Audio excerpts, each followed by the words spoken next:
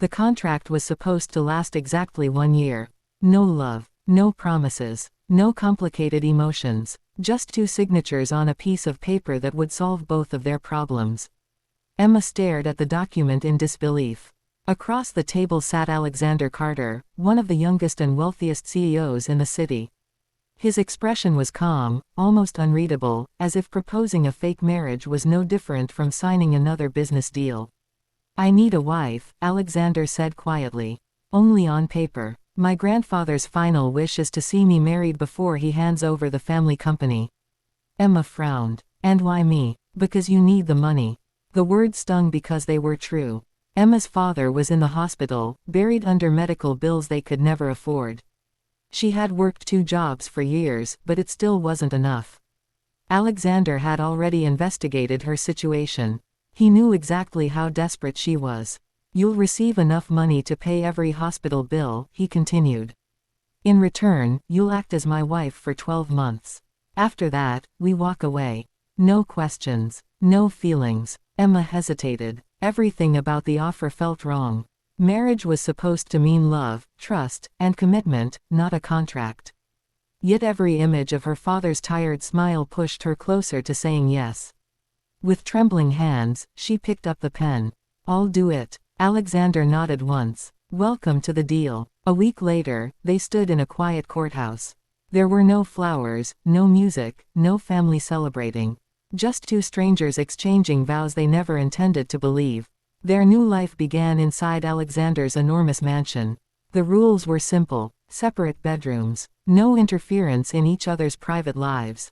Appear happy whenever the family was around. Emma tried to keep her distance, but living with Alexander wasn't easy. Behind his cold personality was a man who barely slept, skipped meals, and carried the weight of an entire business empire on his shoulders. One evening she found him asleep on the office sofa, exhausted, with company files scattered around him. Without waking him, she placed a blanket over his shoulders. The next morning Alexander noticed it immediately. "You did this?" he asked. Emma smiled softly. "You looked tired." For the first time, something in Alexander's expression changed. It was small, almost invisible, but the icy wall around his heart cracked ever so slightly. Days turned into weeks. Emma filled the empty mansion with warmth. She cooked simple dinners, decorated forgotten corners with fresh flowers, and laughed with the household staff. The place no longer felt like a museum. Alexander began coming home earlier. He caught himself looking forward to dinner conversations with her. He even smiled, something his employees thought impossible. Neither of them noticed that the lines of their contract were slowly disappearing, replaced by something neither had planned. One quiet evening, while watching the rain fall from the balcony, Emma realized something terrifying. She was no longer pretending to care about her husband. She was falling in love with the man she had promised never to love. And she had no idea that Alexander was beginning to feel exactly the same. Emma tried to hide her growing feelings, convincing herself that the contract would end in a few months.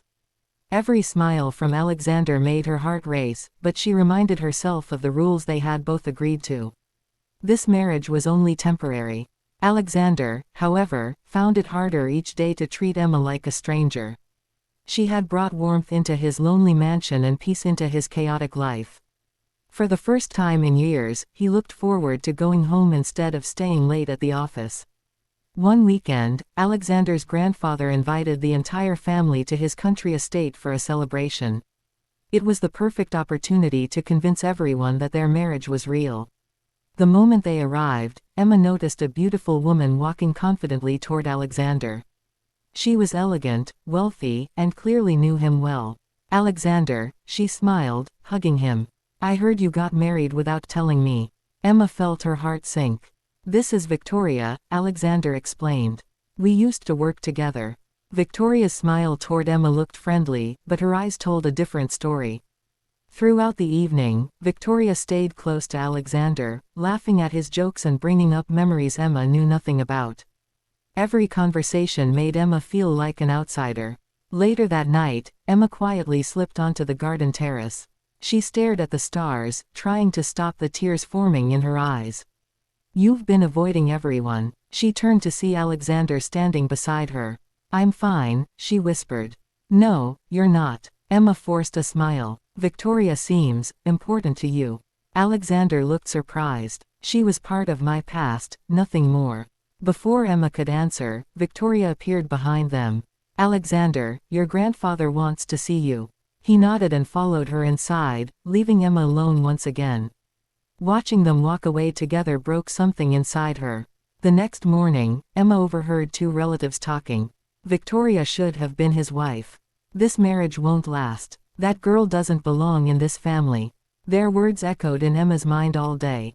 She suddenly remembered the contract. Maybe they were right. Maybe she never truly belonged.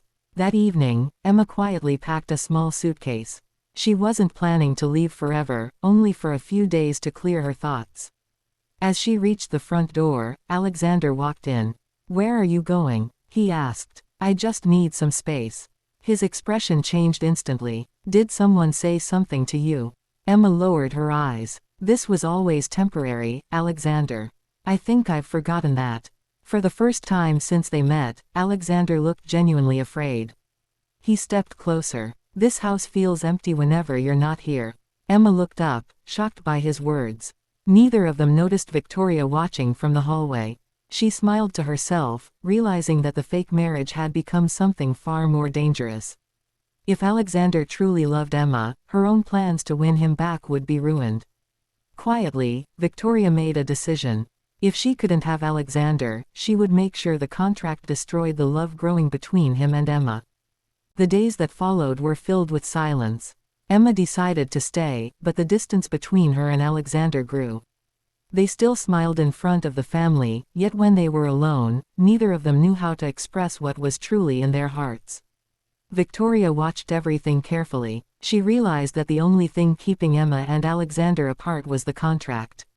If she could use it against them, their relationship would fall apart.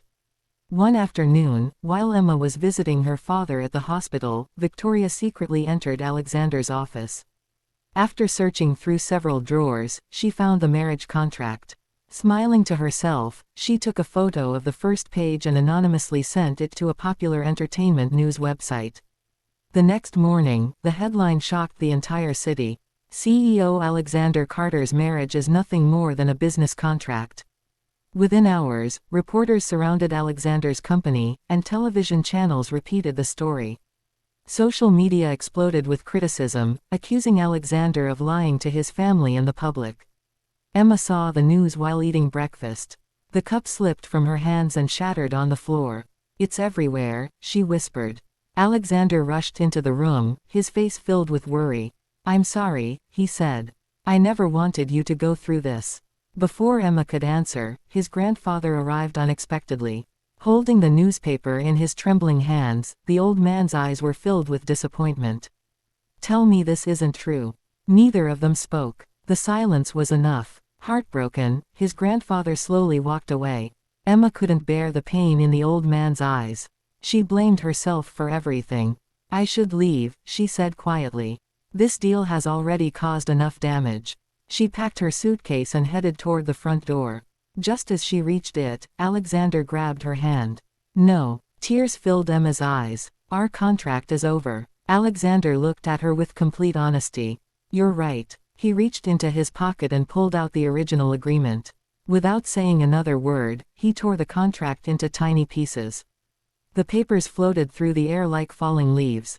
I don't want a contract anymore, he said softly. I want a real marriage.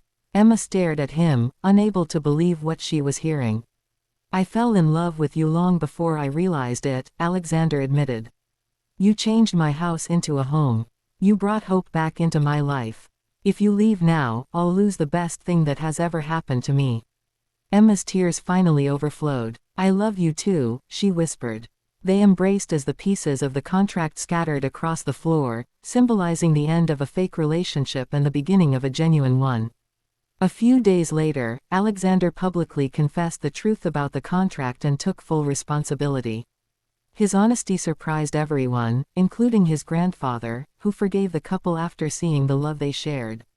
Victoria quietly left the city, realizing she had already lost. Months later, Alexander and Emma stood in a beautiful garden, exchanging wedding vows once again.